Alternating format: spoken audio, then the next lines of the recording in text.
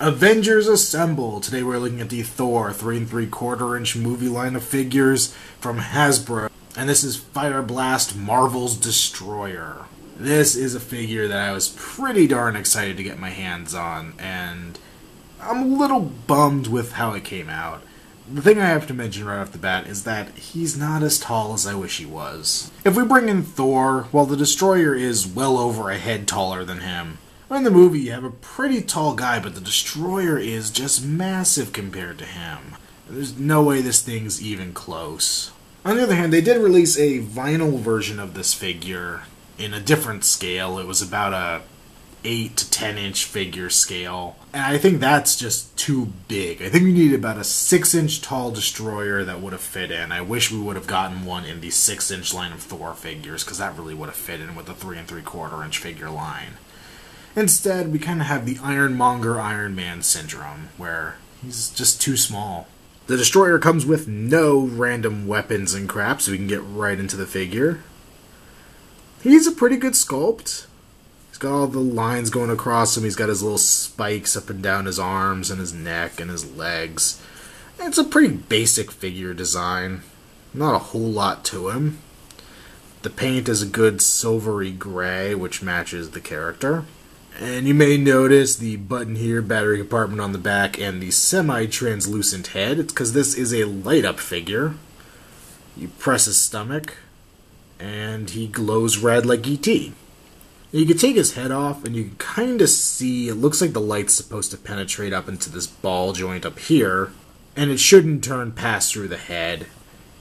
It kind of does it, but not really. You don't really get what you should out of it. He does have a nice glow, but also, because you have to push the button to make it work, you can't ever display him like that. It's only just a push-button feature.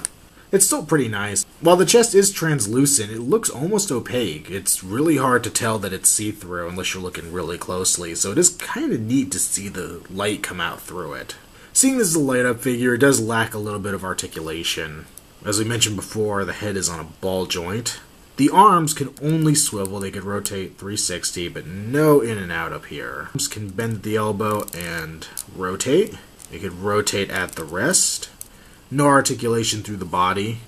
We have the standard movie-style legs, which, since there's nothing blocking them, they're really easy to rotate and bend.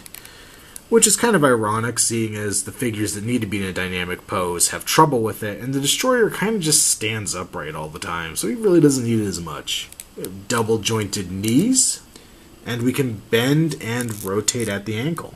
The Destroyer is a pretty simple figure, but I think he's cool. I wish he was more accurate to the size he's supposed to be. It's my biggest gripe about him. But as far as what we got, he's a decent figure. It's funny because on paper, I feel like he should be a solid not recommend.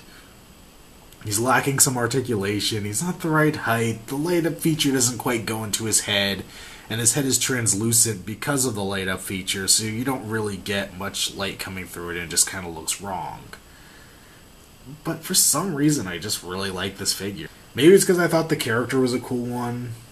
I don't know, maybe it's just because we don't get enough villains in the line, and even though the Destroyer really isn't a villain in the movie, he still gets a good fight scene with Thor.